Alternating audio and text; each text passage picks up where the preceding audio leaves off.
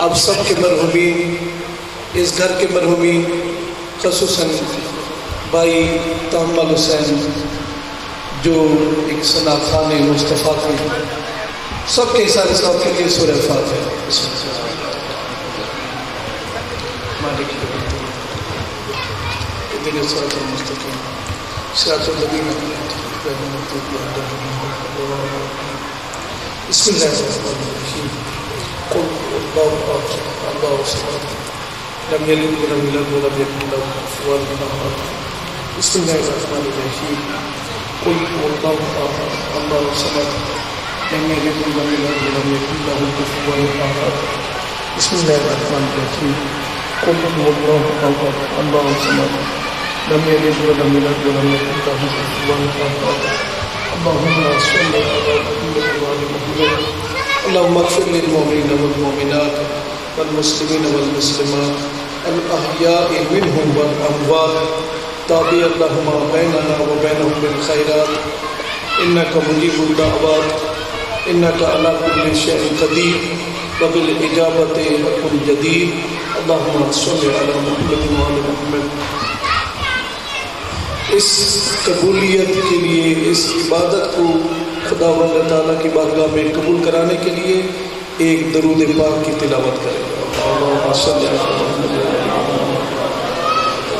اعوذ باللہ من الشیطان الرجیم بسم اللہ الرحمن الرحیم الحمد للہ الذی لا يبلغ مدحته القائلون ولا يحصي نعماءه العادون ولا يؤدي حقه المجتهدون والصلاة والسلام على سيدنا المجدد وبشيرنا المسدد ونذيرنا المؤيد مصطفى الأمجد أبي القاسم محمد اللهم صل على وآله الطيبين الطاهرين المعصومين أما بعد فقد قال الله سبحانه وتعالى في كتابه المبين وهو أصدق القائلين بسم الله الرحمن الرحيم ضرب الله مثلا كلمة طيبة كشجر طيبة صدقة۔ کسی خطیب سے پہلے کوئی نعت خوان ہو، کوئی قصیدہ خوان ہو یا کوئی خطیب ہو جو اپنی گفتگو چھوڑ کر جاتا ہے، وہ اپنے بعد والے خطیب کو ایک موضوع دے کر جاتا ہے۔ میرے میربان نے ماشاءاللہ جناب سیدہ کی بارگاہ میں اپنی عقیدت پیش کی، تو یہیں سے میں نے اس لیے اس آیت کو موضوع بھی دیا اور یہی میرا موضوع سخن، یہیں سے اپنی گفتگو کا آپ کی خدمت میں عرائض پیش کرنا شروع کرتا ہوں۔ شاعر کہتا ہے اے جبین مصطفیٰ، اے جبین مصطفیٰ صرف اتنا بتا، اے جبین مصطفیٰ صرف اتنا بتا کتنے سجدوں کا صلہ ہے فاطمہ۔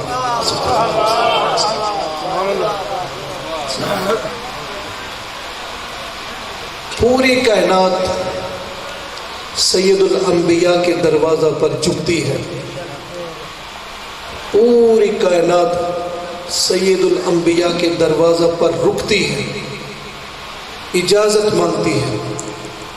سید الانبیاء والمرسلین کی شان کو ہم نہیں سمجھ سکتے۔ جب سید الانبیاء کی شان کو نہیں سمجھ سکتے تو اسی طرح اس گھر کے کسی فرد کی عظمت کو بھی ہم نہیں سمجھ سکتے۔ کیوں؟ تھوڑا سا اشارہ کر دوں۔ حدیث قدسی میں خالق نے فرمایا یا نور و نوری و یا سر و سری افدیت علیک ملکی کلہم یطلبون رضائی وانا اطلب رضاؤک یا محمد۔ فرمایا اے میرے رازوں میں، میرے نوروں میں سے ایک نور، اے میرے رازوں میں سے ایک راز، پوری کائنات میں نے تیرے اوپر فدا کر دی، پوری کائنات میری رضا چاہتی ہے، میں اللہ تیری رضا چاہتا ہوں۔ اب یہی دیکھیں کہ وہ اللہ فرما رہا ہے میں تیری رضا چاہتا ہوں، اور وہ وہی کے مصداق رسول، وہ مشیت کے مصداق رسول کیا فرما رہے ہیں؟ جناب فاطمہ کی شان بتا رہے ہیں، فرمایا احب اللہ، اللہ اس کے ساتھ محبت رکھتا ہے، من احب فاطمہ، جس کے ساتھ فاطمہ محبت رکھتی ہے، اغضب اللہ من اغضب فاطمہ، اللہ اس کے اوپر غضبناک ہوتا ہے جس کے اوپر فاطمہ غضبناک ہے۔ فرمایا فاطمہ کی محبت خدا کی محبت ہے، فاطمہ کی رضا خدا کی رضا ہے۔ کائنات پوری اللہ کے رسول کے احترام کے لیے کھڑی ہوتی ہے، اللہ کے رسول جس ہستی کے احترام میں کھڑے ہو جاتے ہیں اس کا نام فاطمہ الزہرا ہے۔ پوری کائنات میں نے عرض کیا اللہ کے رسول کے دروازے پر رک جاتی ہے، جس دروازے پر اللہ کا رسول رکے، کائنات کا سردار نبی رکے، آیت تطہیر کی تلاوت کرے، پھر اجازت مانگے، فاطمہ بیٹی کیا میں تیرا بابا آیا ہوں، گھر آ سکتا ہوں؟ اس ہستی کا نام فاطمہ الزہرا ہے۔ ہم فاطمہ الزہرا کی شان کو سمجھ ہی نہیں سکتے، اور پھر جو ہے دنیا کہتی ہے کہ یہ لوگ شان بڑھا دیتے ہیں، ہم شان نہیں بڑھاتے، ان کو شان اللہ نے دی ہے، آیت تطہیر اللہ نے ان کی شان میں نازل کی ہے، آیت صلوات اللہ نے ان کی شان میں نازل کی ہے، اللہ نے دین کی تکمیل کی سند بھی ان کی ولایت کے اعلان کے بعد دی ہے۔ اور پھر یاد رکھیے ان ہستیوں کو ہم سمجھ ہی نہیں سکتے، خداوند تعالیٰ نے جو ان کو شان دی ہے، ان کی شان کے لیے یہی کافی ہے کہ مولا امام رضا علیہ السلام فرماتے ہیں کمال الدین ولایت اللہ، دین کا کمال ہماری ولایت ہے، ہماری ولایت کے ساتھ ہے، بل براءت من اعدائنا، اور ہمارے دشمن کے ساتھ بیزاری کا نام ہے۔ اور پھر یاد رکھیے ہم ان ہستیوں کو نہیں سمجھ سکتے، پوری کائنات اس طرح کی غلام نظر آئے گی۔ یہی تو وجہ ہے کہ جب مولا امام حسن مجتبیٰ نے جناب عبداللہ ابن عمر سے ایک جملہ فرمایا تھا کہ تم ہمارے غلاموں کی اولاد ہو، تو یہی بات جب جناب عبداللہ ابن عمر نے اپنے باپ کو بتائی تھی تو فرمایا جاؤ یہ بات حسن سے لکھوا کے لاؤ، میں نے اپنے کفن میں رکھنی ہے۔ ہم ان ہستیوں کو نہیں سمجھ سکتے، اللہ نے ان کو سرداری دی ہے۔ اور پھر جناب فاطمہ الزہرا کو جب اللہ نے اتنا شرف عطا فرمایا کہ سید الانبیاء کی بیٹی بنایا، اور پھر جس ہستی کو اس کا شوہر بنانا تھا، کیونکہ اللہ کے رسول نے فرمایا اگر علی نہ ہوتے تو فاطمہ کا کوئی ہم کف نہ تھا، اس ہستی کو فاطمہ سے بلند رکھنے کے لیے، کیونکہ قرآن کا فیصلہ ہے الرجال قوامون علی النساء، جس ہستی کی فاطمہ کے ساتھ شادی کروانی تھی اس کو اپنے گھر میں خداوند تعالیٰ لایا۔ ابھی ماہ رجب آ رہا ہے، وہ ولید الکعبہ ہے، وہ مولود کعبہ ہے۔ کیوں؟ اس لیے کہ علماء بیان کرتے ہیں کہ اگر گھر کی چار دیواری کے اندر فاطمہ الزہرا بطور فخر، بطور افتخار یہ کہہ دے کہ میں سید الانبیاء کے گھر میں آئی ہوں، تو شوہر سر بلند کر کے کہہ سکے کہ اگر تو سید الانبیاء کے گھر میں آئی ہے تو میں سید الانبیاء کے خدا کے گھر میں آیا ہوں۔ ہم ان ہستی کو نہیں سمجھ سکتے۔ خالق نے کیا فرمایا اس گھر کے بارے میں؟ فرمایا ضرب اللہ مثلا کلمۃ طیبۃ کشجرۃ طیبۃ، اللہ نے مثال دی ہے کلمہ طیبہ کی شجرہ طیبہ کے ساتھ۔ وہ شجرہ طیبہ کیسا ہے؟ فرمایا اصلها ثابت وفرعها فی السماء، جس کی جڑیں زمین کے ساتھ لگی ہوئی ہے اور جس کی شاخیں آسمان کے ساتھ لگی ہوئی ہیں، توتی اکلھا کل حین باذن ربھا، جو ہر زمانے میں اتنا سبز ہے، ہر زمانے میں اپنا پھل دیتا ہے اپنے رب کے اذن کے ساتھ۔ یضرب اللہ للناس، اللہ لوگوں کے لیے مثالیں بیان کرتا ہے، کیوں؟ لعلہم یتذکرون، تاکہ یہ لوگ نصیحت حاصل کریں۔ صرف آیت تطہیر کو دیکھ لیں کہ خداوند تعالیٰ نے ان کی عصمت کے لیے، ان کی پاک دامنی کے لیے آیت تطہیر کو نازل کیا، اور اللہ کے رسول نے اپنے خاندان کے کیا فرمایا؟ مَثَلُ أَهْلِ بَيْتِي مَثَلُ أَهْلِ بَيْتِي کمثل سفینۃ نوح، میرے اہل بیت کی مثال نوح کے سفینہ کی مثل ہے۔ آپ قرآن کا مطالعہ کریں، آپ کو ملے گا کہ کشتی نوح پر جتنی مخلوقات سوار ہوئی تھی، جو مخلوق سوار ہوئی، جو سوار ہوا وہ نجات پا گیا۔ طوفان نوح سے وہی بچے جو کشتی نوح پہ سوار ہوئے تھے۔ اللہ کے رسول نے کیا فرمایا؟ میرے اہل بیت کی مثال کشتی نوح کی مثال ہے، من راکبہا نجا ومن تخلف عنہا غارق و ہوا، جو اس کشتی پر سوار ہوا وہی نجات پائے گا، جو اس کشتی سے رہ گیا وہ غرق بھی ہو جائے گا، وہ ہلاک بھی ہو جائے گا۔ لہذا اللہ نے ہماری نجات کے لیے ایک ایسا خانوادہ بنایا ہے، ایک ایسا گھر بنایا ہے، اگر ہم ان کا سہارا لیں گے، ان کو وسیلہ بنائیں گے، کیونکہ وسیلے کے بغیر کچھ بھی نہیں ہے۔ خالق نے فرمایا اب اس چھت پر جانے کے لیے آپ کو سیڑھی لگانا پڑے گی، ورنہ چھت پہ نہیں جا سکتے۔ خدا کی بارگاہ میں وسیلے کے بغیر کیسے جا سکتے ہیں؟ اس خالق نے فرمایا یا ایھا الذین آمنوا اتقوا اللہ وابتغوا الیہ الوسیلہ، میرے پاس براہ راست نہ آؤ، ایسا ایمان مجھ سے ڈرو، مجھ تک پہنچنے کے لیے وسیلہ تلاش کرو، یعنی میں نے وسیلہ دیا ہے، اس وسیلے کو تم تلاش کرو، اس سے بڑھ کر کوئی وسیلہ نہیں۔ تو جناب سیدہ فاطمہ الزہرا سلام اللہ علیہا ارشاد فرماتی ہیں نحن وسیلتہ فی خلقہ، اس کی مخلوق میں ہم وسیلہ ہیں۔ کیا؟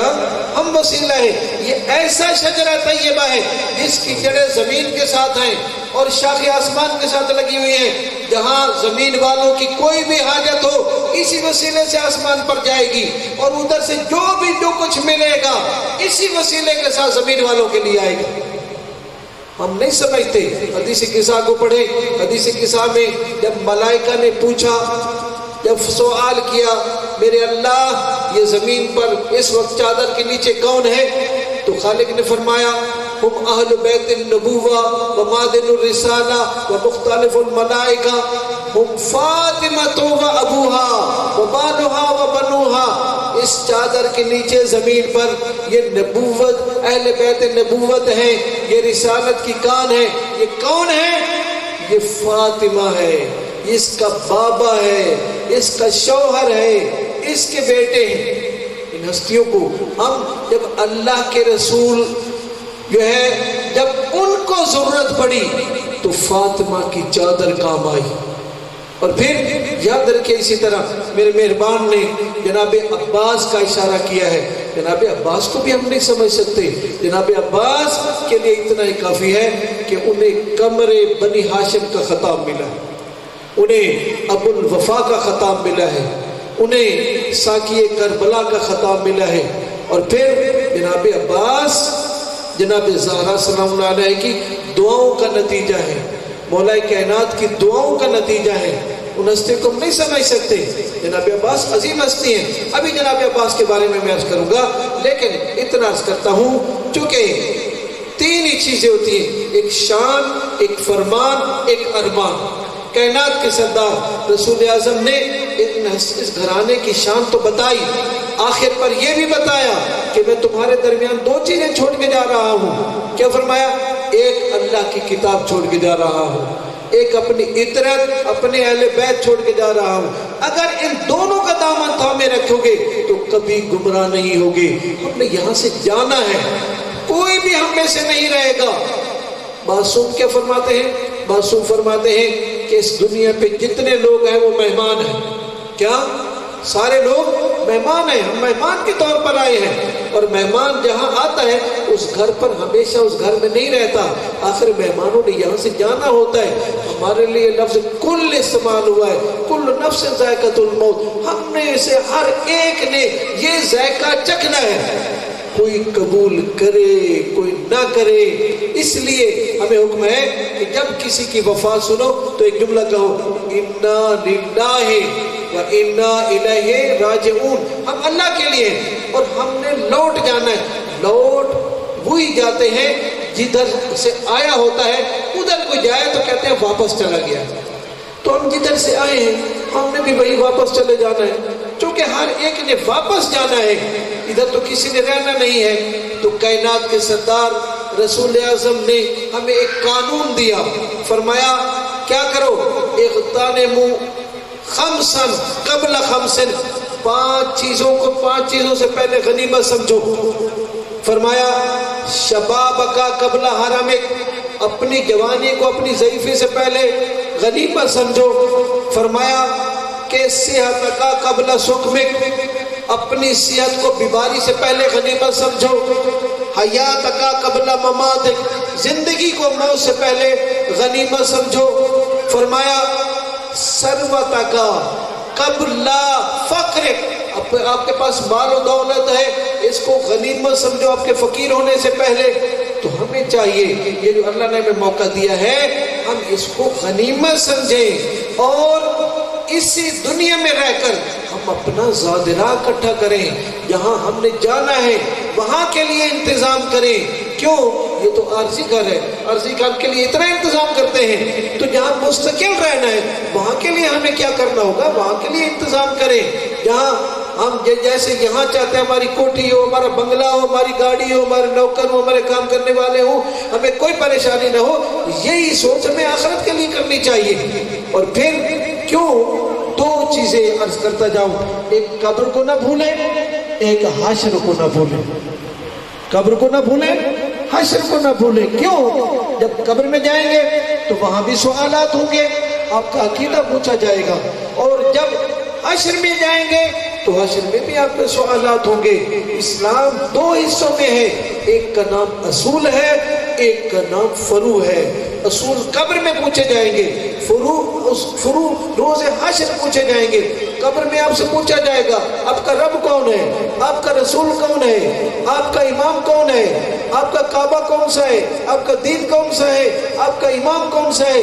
یہ ان کی تیاری قبر کے لیے کرنی ہے، حشر کے لیے بھی اسی طرح تیار رہنا ہے۔ کائنات کے سردار رسول اللہ فرماتے ہیں چار چیزیں جب تک نہیں پوچھی جائیں گی آپ آگے نہیں گزر سکتے۔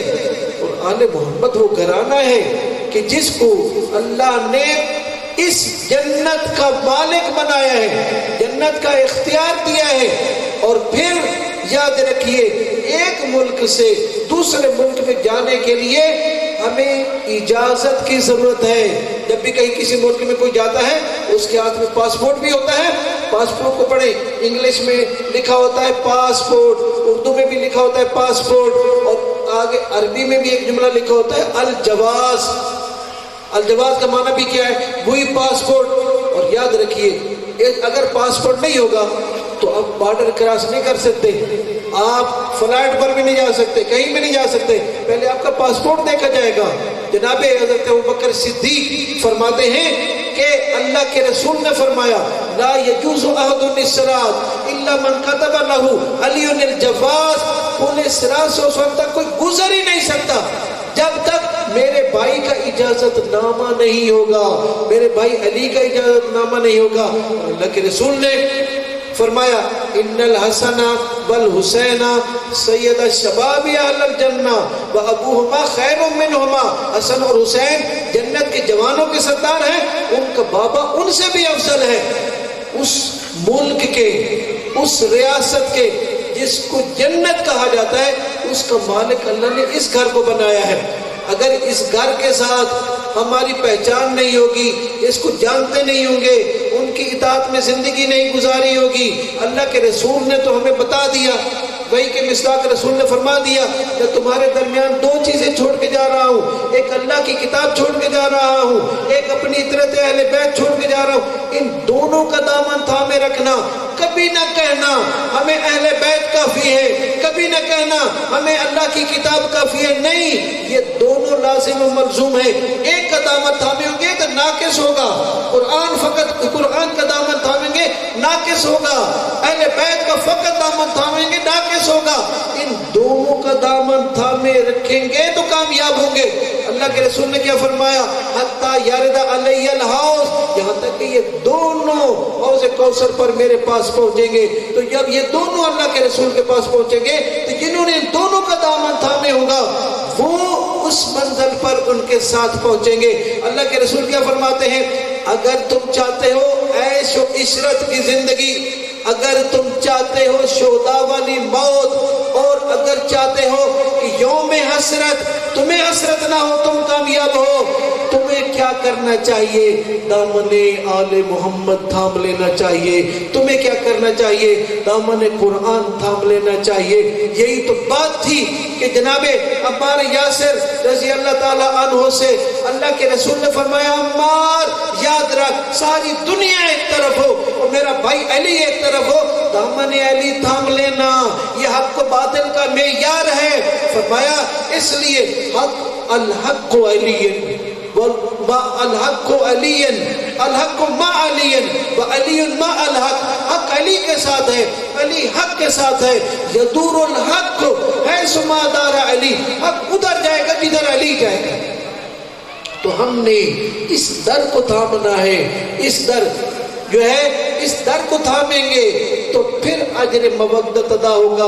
قرآن نے کہا ہے قُلْ لَا أَسْأَلُكُمْ عَلَيْهِ أَجْرًا إِلَّا الْمَوَدَّةَ فِي الْقُرْبَى، میرے نبی اپنی اس امت کو بتاؤ میں کچھ بھی نہیں مانگتا، ایک چیز مانگتا ہوں۔ کیا مانگتا ہوں؟ اپنی قربہ کے ساتھ مودت مانگتا ہوں، کیونکہ یہی مودت جو ہے ہمیں آگے کام آئے گی۔ اللہ کے رسول نے کیا فرمایا؟ 4 چیزیں تو آپ سے ضرور پوچھی جائیں گی۔ کیا پوچھا جائے گا؟ پوچھا جائے گا ان شبابک، آپ کی جوانی کے بارے میں پوچھا جائے گا، ان عمرک، آپ کی پوری عمر کے بارے میں پوچھا جائے گا، پھر پوچھا جائے گا ان مالک، آپ کے مال کے بارے میں پوچھا جائے گا، یہ 3۔ چوتھا فرمایا ان حبنا اہل البیت، ہم اہل بیت کی محبت کا سوال ہوگا۔ جب سارے سوالات ہو جائیں گے تو آخری ایک ندا آئے گی، قرآن کہتا ہے واقفوہم انہم مسئولون، انہیں ٹھہراؤ ایک سوال اور رہتا ہے، وہ پوچھا جائے گا کہ کیا آل محمد کی مودت رکھتے تھے، کیا آل محمد کے ساتھ محبت رکھتے تھے؟ اگر یہ حق ادا ہو گیا تو پھر کامیابی و کامرانی۔ مختصر اتنا ہی عرض کرتا ہوں کہ میرے بھائی نے جناب عباس علمدار کا ذکر کیا۔ جناب عباس کو ابو الوفا کہا جاتا ہے۔ جناب عباس، اتنا عرض کرتا ہوں مختصر کہ جناب عباس وہ ہستی ہیں کہ جنہوں نے کبھی بھی شہزادہ امام حسن علیہ السلام کو، شہزادہ امام حسین علیہ السلام کو کبھی نہیں کہا میرے بھائی، جب بھی کہا میرے آقا، جب بھی کہا میں غلام، اپنا غلام کہا، کبھی بھائی نہیں کہا۔ یہ حسرت رہی مولا امام حسین علیہ السلام کے دل میں، مولا امام حسن علیہ السلام کے دل میں۔ کبھی تو عباس ہمیں بھائی کہتے، عرض کرتے تھے نہیں، سر جھکا کر بات کرتے تھے۔ جزا کیا دی امام حسین علیہ السلام نے؟ جب بھی امام حسین علیہ السلام نے بلایا، کوئی کام ذمہ لگایا، ایک جملہ فرماتے تھے، عباس بے انتا بے نفسی، عباس تیرے اوپر میں حسین قربان ہو جاؤں۔ اور پھر یاد رکھیے جتنے لاشیں اٹھائے ہیں جناب، جتنے صدمات گزرے ہیں، مولا امام حسن مجتبیٰ کا بہت بڑا صدمہ تھا، لیکن امام حسین علیہ السلام نے نہیں فرمایا میری کمر ٹوٹ گئی۔ اور کتنے جو ہے شہزادہ علی اکبر علیہ السلام جیسے جوان بیٹے کا جنازہ اٹھایا، نہیں کہا میری کمر ٹوٹ گئی، لیکن جو ہی جناب عباس کا زین سے زمین پہ آنا تھا، فوراً کمر پہ ہاتھ رکھ کے کہا الآن بعد ان کا سرت ظہری، اب میری کمر ٹوٹ گئی۔ بڑی مشکل سے جناب عباس کے پاس پہنچے ہیں آقا حسین، کہیں سے ہاتھ اٹھایا، کہیں سے دوسرا ہاتھ اٹھایا، آخر پہنچے۔ جب پہنچے جناب عباس کو تیر لگے ہوئے تھے، وہ تیر بھی نکالے۔ ایک تیر آنکھ میں لگا ہوا تھا، وہ آنکھ میں تیر بھی نکالا۔ ایک آنکھ میں خون تھا، اس آنکھ کا خون صاف کیا۔ جب خون صاف کیا، ایک مرتبہ جناب عباس نے اپنے آقا حسین کی طرف دیکھا۔ جناب عباس رو رہے تھے، پوچھا عباس روتے کیوں ہو؟ تو آقا عباس نے عرض کیا میرے آقا میں اس لیے روتا ہوں، میں کتنا خوش نصیب ہوں کہ میرا سر آپ کی گود میں ہے۔ میں روتا اس لیے ہوں کہ تھوڑی دیر کے بعد آپ بھی آئیں گے، اللہ جانے آپ کا سر کس کی گود میں ہوگا۔ جناب عباس نے کچھ وصیتیں کی۔ جب وصیتوں کے بعد جناب عباس کی روح کفن سے انصری سے جدا ہوئی۔ پہلے تو جناب عباس رو رہے تھے، اب جناب آقا حسین نے بیان کرنے شروع کیے۔ فرمایا عباس وہ آنکھیں جو تیرے خوف سے نہیں سوتی تھی، آج سے وہ آرام کی نیند سوئیں گی، اور وہ آنکھیں جو تیرے پہرے میں سوتی تھی، آج سے وہ آرام کی نیند نہیں سو سکیں گی۔ ماشاءاللہ جناب علامہ تصور اقبال شاکر صاحب اپنی گفتگو سے پیش کر رہے تھے۔ ایک اعلان سے بات کیجیے اور اس کے بعد انشاءاللہ ناصر بھائی کو سماعت کریں۔